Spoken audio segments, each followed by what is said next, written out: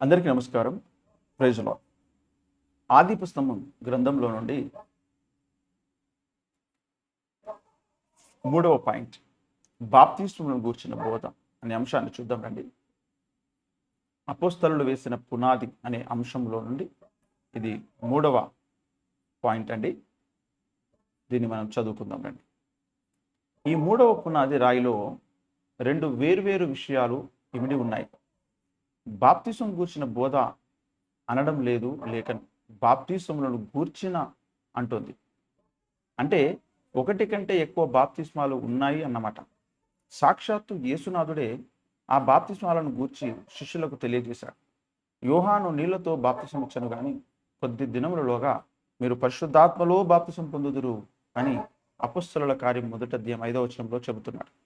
ఆ వాక్య భాగంలో స్పష్టంగా మనకు 2 బాప్తిస్మాలు కనబడుతున్నాయి. ఒకటి నీళ్ళ బాప్తిస్మం, రెండవది పరిశుద్ధాత్మ బాప్తిసం. ఈ 2 బాప్తిస్మాలు ప్రతి విశ్వాసికి అవసరమే. రక్షణ పొందిన ప్రతి విశ్వాసి జీవితంలో ఈ 2 బాప్తిస్మాలు ఉంటాయి. ఈ 2 బాప్తిస్మాలను గూర్చిన సత్యం అంతటిని విశ్వాసులకు మనం నేర్పించాలి. అప్పుడే మనం వారికి 3వ పునాది రాయిని వేసిన వాళ్ళం అవుతాం. నీటి బాప్తిసం పొందే విషయంలో బోలెడంత వివాదం, భిన్నాభిప్రాయాలు క్రైస్తవ సమాజంలో నెలకొని ఉన్నాయి.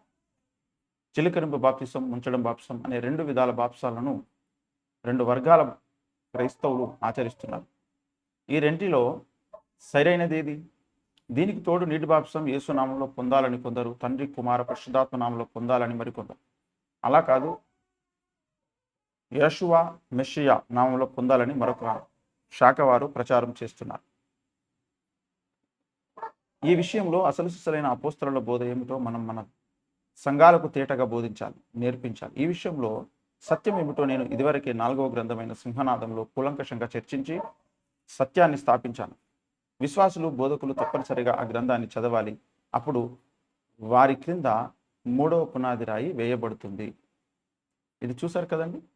ఇకపోతే 4వ అంశం మరొక వీడియోలో మనము చూద్దాము. దీన్ని మీరు చూడండి ప్రార్థన పూర్వకంగా. ఈ యొక్క గ్రంథం కావాల్సినటువంటి వారు అమెజాన్లో మీరు పొందుకోవచ్చు. లేదా మీరు కాల్ చేసినట్లయితే కింద నేను ఓఫిర్ పబ్లికేషన్ నంబర్ ఇస్తాను డిస్క్రిప్షన్లో. దాని గుండా కాల్ చేసి మీరు పొందుకోవచ్చు. అందరికీ నమస్కారం. May God bless you. Praise the lord.